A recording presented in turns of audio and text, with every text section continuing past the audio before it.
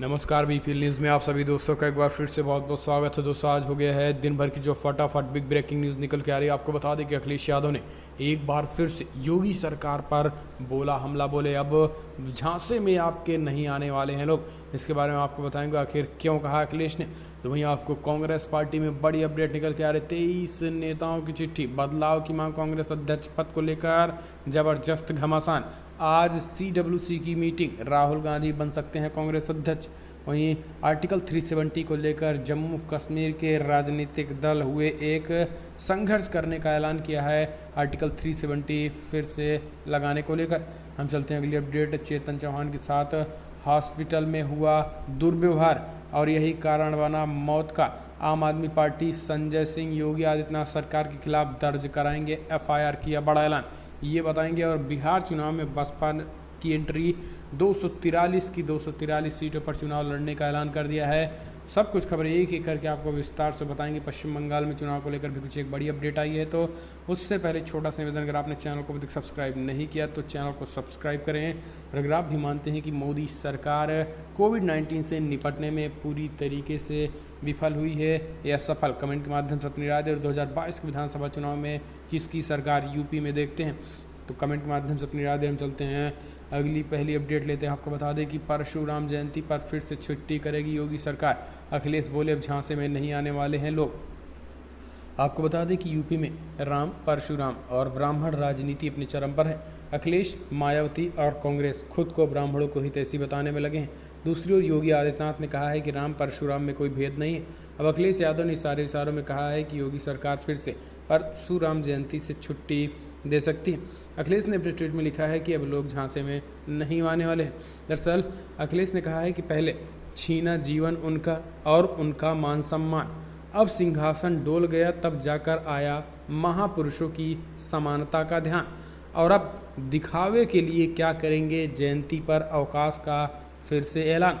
अब पर झांसे में न आएगा चेतन मानस बुद्धिमान।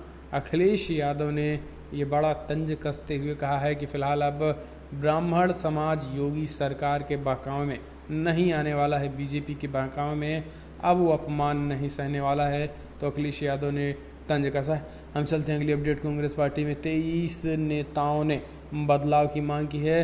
अध्यक्ष सोनिया गांधी को लिखी चिट्ठी, राहुल गांधी को कांग्रेस पार्टी का अध्यक्ष बनाए जाने की मांग की है। कांग्रेस में कार्यकारिणी की बैठक से ठीक पहले एक बार फिर अध्यक्ष पद को लेकर उहापोह की स्थिति उत्पन्न हो गई है।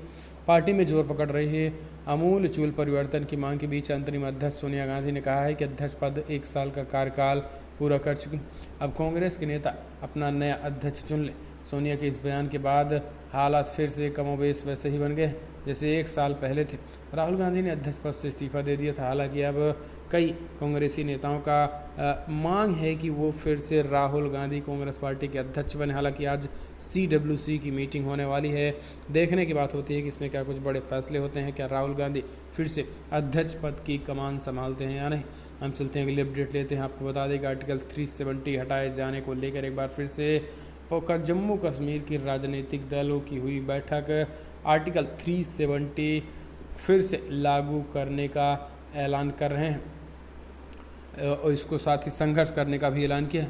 और जम्मू कश्मीर में आर्टिकल 370 हटे 1 साल पूरा हो चुका है।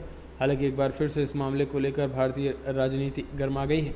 दरअसल जम्मू कश्मीर की सभी पार्टियों ने आर्टिकल 370 के मुद्दे पर एक साथ आने की बात की और शनिवार को इस संबंध में घोषणा पत्र जारी किया। राजनीतिक दलों ने मांग की कि सरकार जम्मू कश्मीर में आर्टिकल 370 को लागू कर पूर्व की स्थिति बहाल करे। दलों द्वारा की गई इस घोषणा का कांग्रेस नेता और पूर्व केंद्रीय मंत्री P चिदम्बरम ने भी स्वागत किया। तो कांग्रेस पार्टी जोरदार तरीके से जम्मू कश्मीर के उन नेताओं के साथ स्टैंड है। हम चलते हैं अगली अपडेट लेते हैं। योगी सरकार के खिलाफ FIR दर्ज कराने जा रही है। आम आदमी पार्टी नेता संजय सिंह ने किया बड़ा ऐलान, बोले पूर्व मंत्री चेतन चौहान की करवाई हुई है हत्या कोविड-19 के जरिए। दरअसल आप नेता राज्यसभा सांसद संजय सिंह रविवार को बड़ा आरोप लगाया है। उन्होंने कहा कि यूपी में कैबिनेट मंत्री चेतन चौहान की हत्या हुई है। संजय सिंह ने इस मामले में FIR दर्ज कराने की बात कही है। आपको बता दें कि पिछले दिनों चेतन चौहान कोरोना वायरस के चलते निधन हुआ था। संजय ने ट्वीट करके लिखा कि बेहद दुख की बात है, योगी जी ने कल यूपी की जनता को नमूना कहा और जनता का अपमान किया। योगी जी को जनता से माफ़ी मांगनी चाहिए। आज पूरे यूपी में कोरोना का कहर है। पीजीआई में सरकार के मंत्री स्वर्गीय चेतन चौहान की लापरवाही से हत्या हुई है और इस मामले में एफआईआर करूंगा। दरअसल आपको बता दें कि समाजवादी पार्टी के विधान परिषद सदस्य सुनील सिंह का एक वीडियो शनिवार को वायरल हुआ। सुनील ने वीडियो में कहा था कि एक दिन राउंड पर आए डॉक्टर और स्टाफ ने दूर से ही पूछा कि चेतन कौन है। चूँकि मंत्री बहुत सरल स्वभाव थे इसलिए उन्होंने हाथ खड़े कर दिए। एक स्टाफ ने चौहान से पूछा कि आपको कोविड-19 संक्रमण कब हुआ। इस पर चौहान ने पूरी बात बताई। तभी एक स्टाफ ने पूछा कि चेतन क्या काम करते हो। इस पर चौहान ने बताया कि वो योगी सरकार के कैबिनेट मंत्री हैं। सुनील ने गंभीर आरोप लगाते हुए कहा है कि वो कोरोना से नहीं बल्कि सरकार की अव्यवस्था से हम सबको छोड़कर चले गए हैं और इसी को मुद्दा बनाकर आम आदमी पार्टी संजय सिंह ने योगी सरकार पर एफआईआर कराने का ऐलान किया। हम चलते हैं अगली अपडेट लेते हैं। आपको बता दें कि बहुजन समाज पार्टी ने किया बड़ा ऐलान। अब बिहार के सभी सीटों पर चुनाव लड़ने का ऐलान। हर जिले में ढूंढ रहे हैं उम्मीदवार।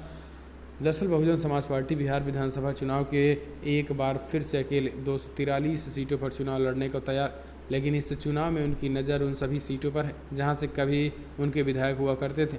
इसको लेकर पार्टी की वर्चुअल मीटिंग भी हुई है जिसमें इस बात पर अधिक जोर दिया गया है कि उन सभी सीटों में ऐसे उम्मीदवारों को टिकट दिया जाए जो सीट निकाल सके और इसके लिए पार्टी पुराने जनाधारों को वापस लाए।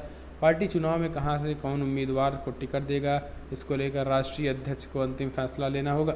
वहीं पार्टी ने यह निर्णय लिया है कि सभी विधानसभा सीटों से 3-3 उम्मीदवारों का बायोडेटा लिया जाएगा ताकि एक उम्मीदवारों को मैदान में उतारा जा सके। तो ये बहुजन समाज पार्टी ने ऐलान किया। हम चलते हैं अगली अपडेट लेते हैं। आपको बता दें बिग ब्रेकिंग अपडेट निकल के आ रही है। फिल्मों और टेलीविज़न धारावाहिकों की शूटिंग शुरू करने के लिए केंद्र ने जारी कर दिए हैं निर्देश। दरअसल सूचना एवं प्रसारण मंत्री प्रकाश जावड़ेकर ने फिल्मों और टेलीविज़न धारावाहिकों का निर्माण पुनः शुरू करने के लिहाज से रविवार को मानक परिचालन प्रक्रियाओं को घोषणा की है। जावड़ेकर ने कहा कि स्वास्थ्य मंत्रालय गृह मंत्रालय से विचार विमर्श करने के बाद एसओपी को अंतिम रूप दे दिया गया है और अब कोविड-19 संक्रमण के दौरान भी फिल्मों की शूटिंग हो सकेगी। हम चलते हैं अगली बड़ी अपडेट लेते हैं। आपको बता दें पश्चिम बंगाल से निकल के आ रही जहाँ बंगाल में सीएम चेहरे के बिना विधानसभा चुनाव लड़ेगी भाजपा। कैलाश विजयवर्गीय ने किया ऐलान।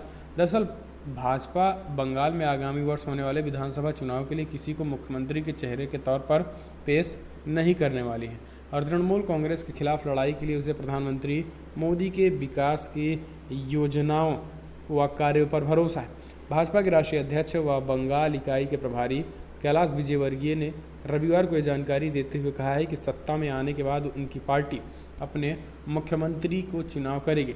विजयवर्गीय ने कहा है कि अभी के लिए ये तय किया गया है कि हम किसी को भी अपने मुख्यमंत्री के चेहरे के तौर पर पेश नहीं करेंगे। हम प्रधानमंत्री मोदी के नेतृत्व पर ही चुनाव लड़ेंगे। तो ये भाजपा का ऐलान। तो दोस्तों फिलहाल बड़ी अपडेट में इतना, लेकिन अगर आपको वीडियो पसंद आया तो लाइक करें, शेयर करें, कमेंट के माध्यम से आप अपनी राय देना ना भूलें। तो दोस्तों इस वीडियो में इतना ही। चैनल को सब्सक्राइब करना ना भूलें।